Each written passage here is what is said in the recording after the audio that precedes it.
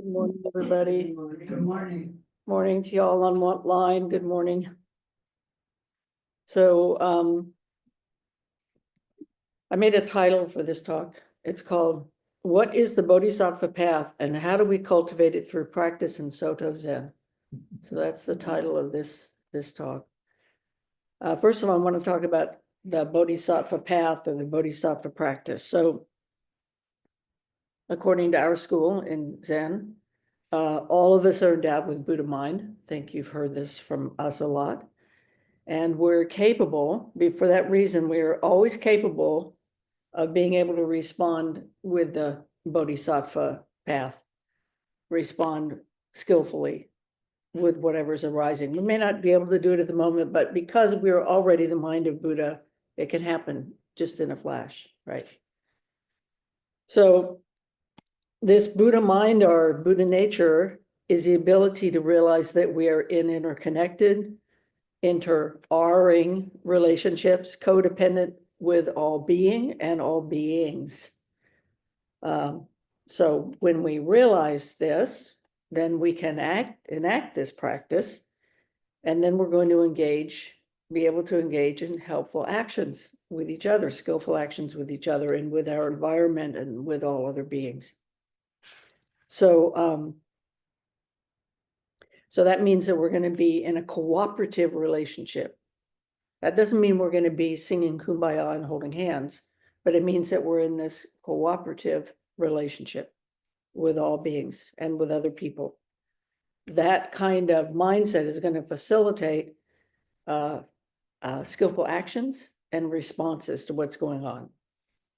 So ultimately, our deepest desire is going to become to cultivate this kind of mind, bring forward this mind of the Bodhisattva, the mind of the Buddha, and we're going to want to be able to help rather than be the problem, right, in our relationships.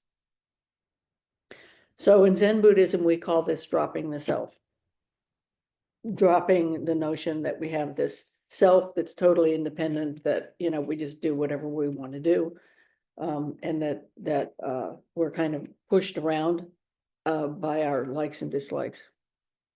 So it means that we're willing to drop our agenda when it's not helpful, and that we can recognize when a situation arises that we need to drop our agenda.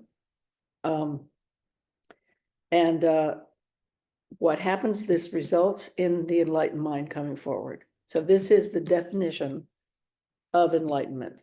Dogen says in Genjo Koan, to carry this self forward is delusion, to allow myriad things to come forward and meet the self is realization. This is a definition of what it means to be enlightened. Yeah, please. In Genjo Koan, Dogen said to carry this self forward is delusion. In other words, to have it your way all the time, regardless of whether or not it's helpful or whether or not it's in concert with everyone else, is delusion. To allow myriad things, the whole situation, to come forward and meet you through the self, because of course we always practice through this body and mind, not somebody else's. Through the self is realization. So that's the mindset of how can I help? What needs to happen here? What's the most skillful response in this situation? Okay, so that's realization. It's not some woo-woo state. It's not some kind of otherworldly event. It's really being grounded in the present moment of what needs to be happening. That's the Bodhisattva mind. So in Soto Zen, we have 4 formal practices that help us to reveal, understand, and develop this skill of dropping our agenda when it's appropriate. They are Zazen, ceremony, work, and study. So those are the 4 primary activities, formal activities that we do at a Zen center. Zazen, ceremony, work, and study. They're the 4 formal activities going on in a Zen monastery. So if you're in a monastic environment or a Zen center environment or whatever, these activities are done in as groups, right? We tend to do things all together. And the teachings are transmitted through these group activities. Not through talking about them, but through actually engaging in the activities. So the transformation that happens and how we engage is subtle, actually, because the more we engage, there's this kind of subtlety that happens. There's a story about a Zen teacher who had a student, and the student had been studying with him for, I don't know, 5 years or something like that. And the student had been bringing the teacher tea and, washing his shoes and doing the kinds of things that a disciple does in relationship to their Zen master. And at a certain point, this disciple comes to his teacher and he says, well, look, I've been here for 5 years, and the only thing I've been doing is washing slippers and, and bringing you tea and things like that. Like, where's the training in that? But that is the training.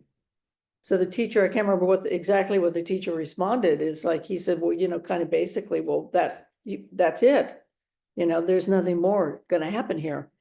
So the thing is, what is it that the student wasn't getting? They were expecting something special to happen. They were expecting some kind of, I don't know, some kind of revelatory experience to happen. But the teacher was teaching him, this person, teaching this student how to be in this relationship in a way that taught them this process of no self, this bringing forth this Buddha mind through relationships, because that's where it happens. It doesn't happen in a vacuum somewhere. It happens in the context of relationship. So, okay, so the first one I want to talk about is work. So in a formal Zen center, we usually engage in work as a group practice under the guidance of a work leader. So for example, this morning, after we had done having the talk, we're going to do temple cleaning. So that's an example of formal Zen kind of practice around work. And this will begin with all of us meeting in a circle. We're going to be standing in shashu, which is like this. The work leader is going to give us assignments, either as a groups of people or individually. And when the assignments are made, we break up and we go and we do the assignment. So generally the talk we engage in is kept at a minimum. We concentrate on doing our task as efficiently and thoroughly as possible within the time constraints that we have. And then when the work leader lets us know, we stop what we're doing, we put away our tools, and we come back and we form a circle and we bow out together. And so one of the things we do is when the work leader tells us to stop working, we stop working. We don't say, oh, but let me do this or whatever it is. We just say, okay, I'm gonna stop working. We do the task that maybe we're asked to do, a task that maybe not our favorite task out of all the possibilities, but we do it. If it's within our capacity to do it, we do that task. So we're letting go of our agenda. We're doing this as a group. We're doing this temple cleaning. We're harmonizing as a group with each other. And since that is true, we are functioning as a group. We are beginning and ending the process together. And so also there's another activity that's happening here, is that we're honoring the temple by keeping it clean. We're taking care of the floors and the zafus and sabatons, and we're doing something to benefit the whole Sangha, right? And anyone else who may visit. So we are respecting our space, respecting the objects that are supporting our practice. And in Zen, we say everything is sentient. So we're respecting and acknowledging the intrinsic value of each thing. And so that's what we're doing at the temple. But, when we're at home, maybe we're at home, for example, and we're cleaning the kitchen after dinner. So we pay attention to the whole state of the kitchen if we're going to clean up after dinner. We look at what needs cleaning. We kind of figure out how much time we have. Maybe there's something you want to do after you're done or whatever it is. And So we are washing dishes, but washing dishes maybe includes sweeping the floor.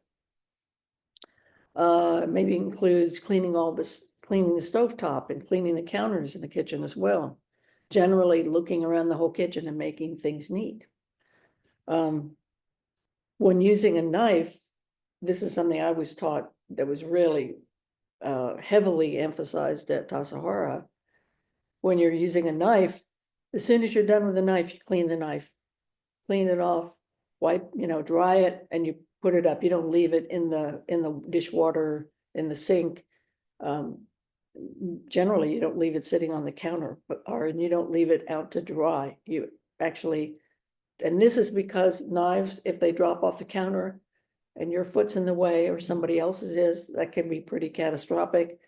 Generally, so we're really trying to pay attention to and respect and take care of knives in particular. So cleaning is more than, let's say, washing the dishes. And maybe we're helping something do a task. And we don't just do the part we like. We do the whole task.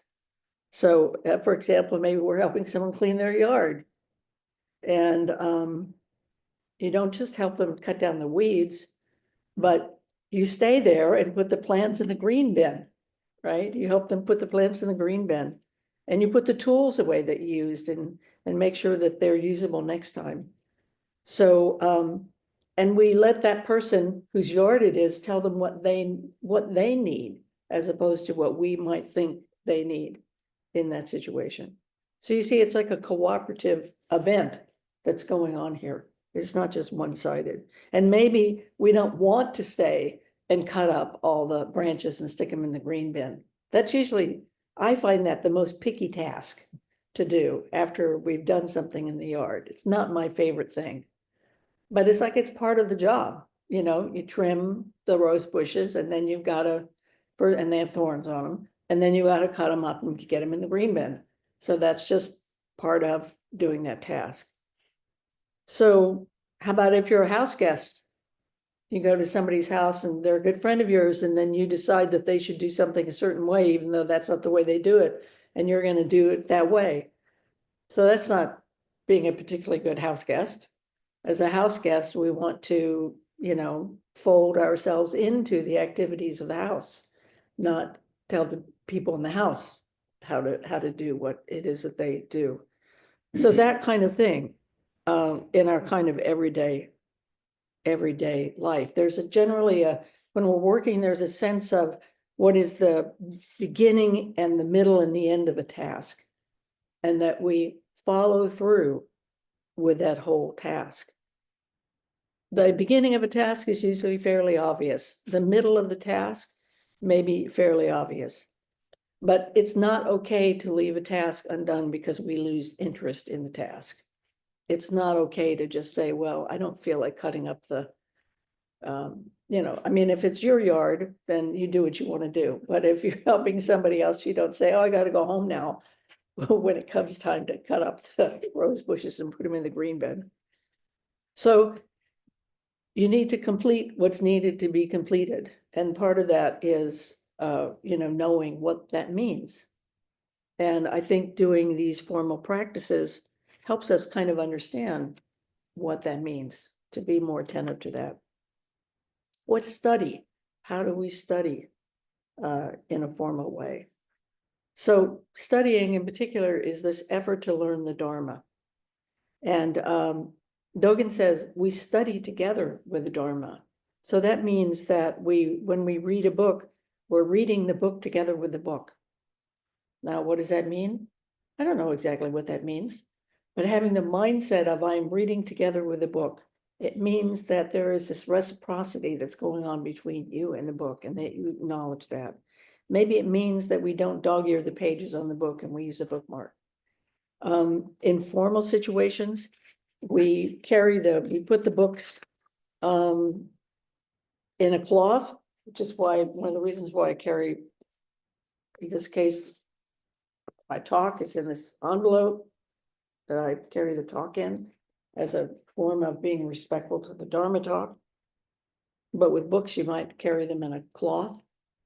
Tassajara, everybody carries their books around in a cloth. You put them up on a shelf.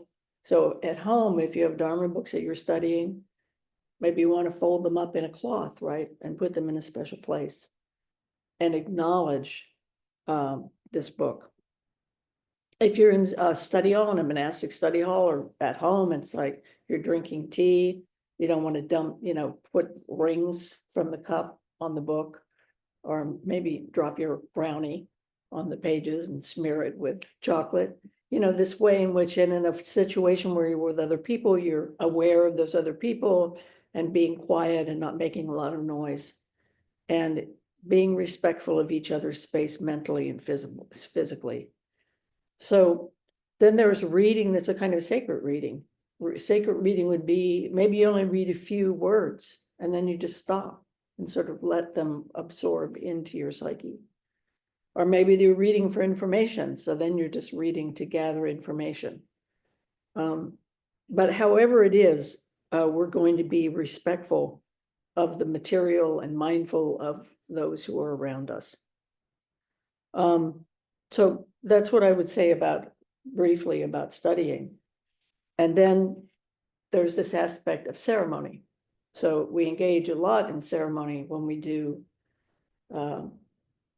during the weekday.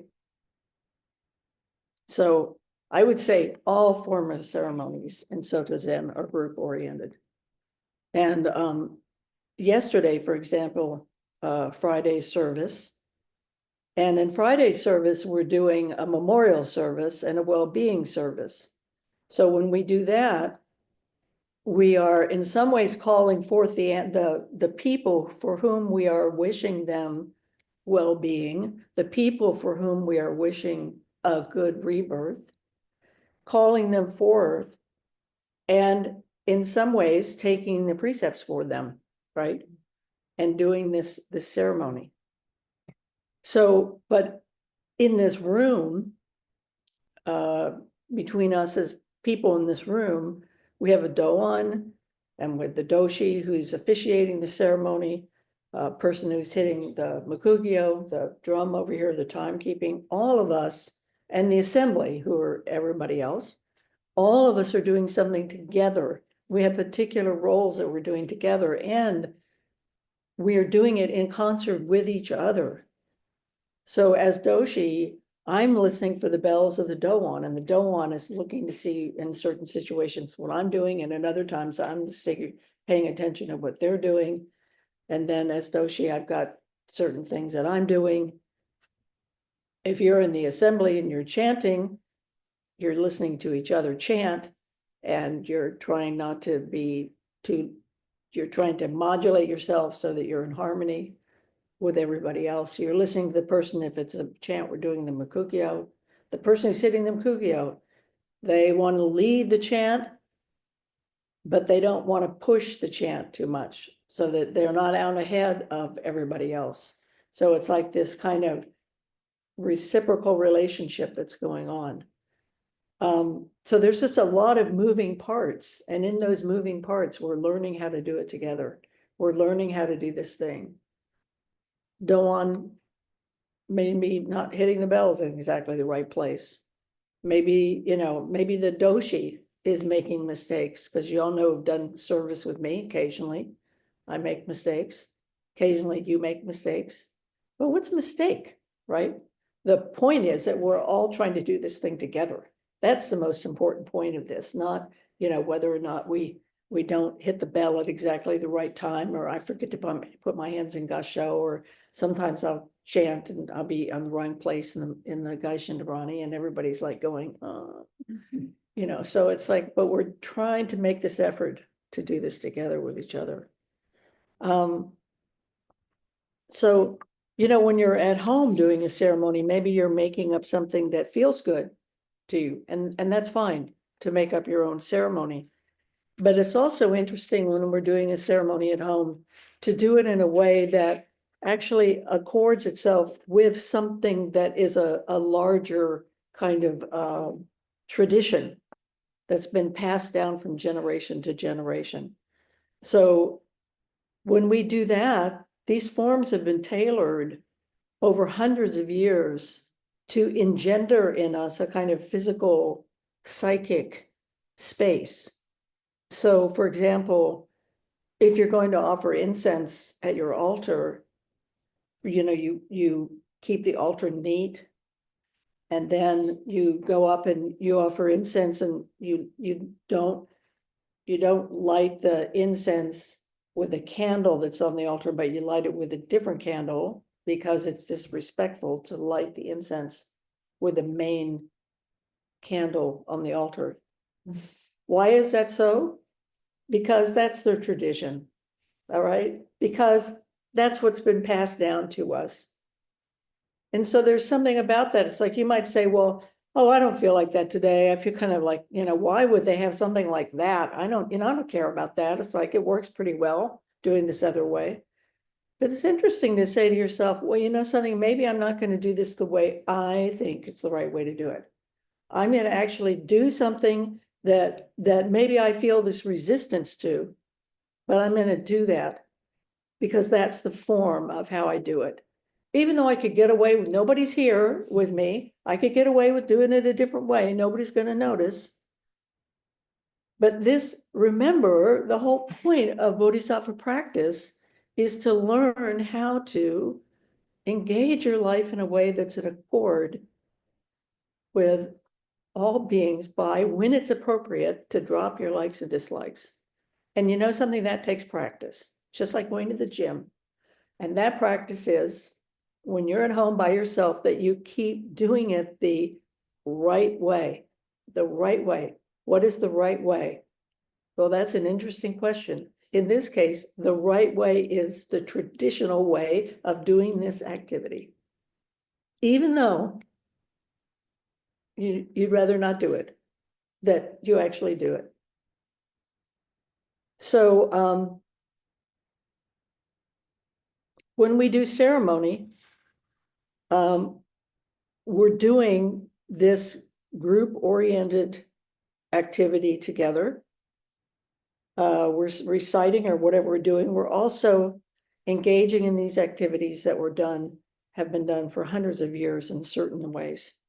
And so, I encourage you, when you're by yourself, like when you're by yourself sitting Zazen, do you bow to and from your seat?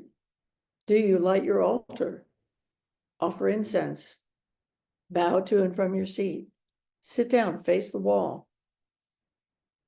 Time, whatever you're going to do. Then when it's time to get up, you gasho.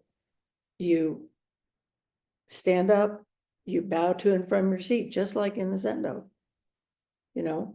That we maintain those forms, because first of all, it helps us, I think, to, again, drop our likes and dislikes, but also because it's this way in which we are harmonizing ourselves with all the Buddhas and ancestors. We are harmonizing ourselves with this activity that's being done, hundreds and hundreds of years of this same activity being done by many, many, many, many thousands of people over the course of these hundreds of years. That has something that happens in that context. It's difficult to describe, but that's important. So the last thing I want to talk about is Zazen, and I left it at the end on purpose. Some people think that Zazen is the emblematic thing about Soto Zen, sitting Zazen. I met a priest one time, a woman had not been ordained very long. And I asked her, I said, well, what is Soto Zen? And she said, Soto Zen is sitting Zazen. I said, well, is it anything else? And she said, no, that's it. So people think, oh, well, if I'm sitting Shikantaza, I'm doing Zazen, then I'm doing Soto Zen. But Soto Zen is the totality of this, because the end game of this is to awaken and engage and actualize our Bodhisattva mind. It's not how good we do Zazen, whatever that means. It is about actualizing this Bodhisattva mind as how we function together in this way with all being. So we can't take Zazen out of the context of the totality of our life, our Zen practice. Zazen for Dogen was in the context of a monastic practice, right? So his emphasis on Zazen, which is quite important. I mean, Zazen is a very important activity, but it's in the context of this mandala of the whole monastic schedule of work, relationships, ceremony, Zazen, study. All of these things are functioning together. And they're not being plucked out, based on kind of what we feel like doing at any given time. If you're in a monastic environment, it's like you have a schedule. So it's like, you get up, you sit Zazen, you eat breakfast a certain way. This is what it is at Tassajara, which is like the schedule at a Heiji and at the Japanese schedule. But, you get up, you sit, you walk, you sit, you do service, you do formal breakfast. Then you do a little bit of work, and then you take a break, and then you go to study hall or listen to a lecture. And then you sit some more, and then you have work period for 2 or 3 hours, and then you take a bath, and then after that, you go to service and you have dinner, and then you have a little break, and then you sit more Zazen, and then you go to bed, and you start all over again. The next, and so it's like you're really just in this chute, which is going to bring up all your likes and dislikes, right? I don't want to do this. I don't want to get up. I don't want to do this. I don't like this person. I have to sit next to that person. That person isn't a very good server. Da da da da da da da da da da. Right? And eventually, maybe you wear it out. You say to yourself, "Oh, this is so much trouble. Maybe I just will like it anyway. It's too much trouble to constantly think of things that I don't like." But in real life, it's like we get to take a break. In real life, we say, "Okay, I've had it with this person. I'm going home," or whatever it is. So this way in which we kind of put ourselves in a chute by doing these forms. We put ourselves in this chute. And, for the most part, like whether or not you're sitting facing the wall or bowing to or from, or which candle you're lighting, that kind of stuff, it's not going to hurt you. It's nothing inherent about whether or not you light a piece of incense from the candle on the altar or whether you have a separate candle to light it. This is not, I don't think, now maybe I'm wrong about this, but I don't think this is probably going to be traumatic. So, it's like we do these small things which help us to let go of the larger things. And I say when it's appropriate. That's an important piece here. I'm not just saying, do anything, be pushed around, be abused. I'm not saying that. I'm saying that we pay attention. So, one thing about Zazen is, we can do Zazen in a way that doesn't require that we relate to anybody else. Our Zazen mind gets activated in meditation, but maybe we have a hard time actualizing that mind with other people. I think, and this isn't just people who sit at home. Seen this happen at Tassajara, where, we're in a monastic environment and somebody feels like, oh, I'm a great Zazen sitter, so I don't need to deal with anything else. It's like, people. It's like, I'm sorry. I could, man, when I sit Zazen, I am like, I'm gone. It's great.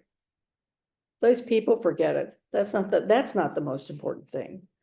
But actually, that is the most important thing because we're trying to enact Bodhisattva practice. We're trying to live our lives in a way in which our Buddha mind is coming forth. That's the end game of this. So this idea of ceremony and work and study, those are situations that activate and give us an opportunity to engage this mind of Zazen. And of course, in a formal situation, you're sitting Zazen with other people, and I can tell you, having done long sittings, sometimes that can be really annoying. One sitting I did at City Center, City Center, I think they got rid of these, but they used to have radiators in the ceiling in the Zendo, up near the top. And the radiator, if you've ever been around radiators, they make noise. And there was this constant noise that was going on. And I assumed it was from the radiator, so it didn't bother me at all. And then after the sitting was over, about 9:30 at night, I was a resident at City Center. I was upstairs in the small kitchen. And people were so unhappy with this guy because he was making this clicking sound in the back of his throat all the way through the sitting. You know, that kind of noise people can make. I had no idea that it was a person. I thought it was a radiator. When I thought it was a radiator, no problem. But as soon as everybody thought it was a person, all of a sudden it was a problem. Why? Because this didn't happen to me because I thought it was a radiator, but everybody was projecting on this person. They didn't like them. Why didn't they stop doing it? They felt like this person should have control over it. I mean, you know, all that stuff that comes up for us around these kinds of things. It's a big lesson for me because I thought it was a radiator. Not to say that I don't get caught on those things, but in that particular case, I had this wonderful lesson of realizing that I didn't know it was a person, so it wasn't a problem. So, you know, there's a lot of merit to putting ourselves in these situations with other people, to work through these problems. And of course, we have teachers that we can go to and talk to. And then I'll tell you the story about the radiator that we can go and talk to. and find out, you know, kind of where we are. So, yeah, I think what I'm going to do is probably, I'm toying with the idea of going through each one of these things separately as a talk, and talking about things and telling you wonderful stories like the radiator story. So, yeah, remember that our practice really is about cultivating this mind in which we are able to, you know, find out what's appropriate in any given situation. How do I respond in a situation?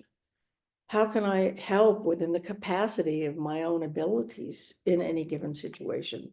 What does it mean to drop my own agenda? You know, how do I come up with a mind that's flexible, that is able to make discernment in an appropriate way, that is non-judgmental. So all of those things go into this practice that we're engaging in. And how do I come up with this mind that does not carry the self forward inappropriately? You know, that is not the mind of delusion. How do I cultivate this mind through this person, in which I meet my life, in which I meet the myriad things that come, the situations that I'm in, the people that I'm dealing with, in a way that is helpful and efficacious. That's the end game here. It's not how well we do the pieces. It's like the pieces are all about how well we can live our lives with each other. And so that's what we're up to. Thank you very much.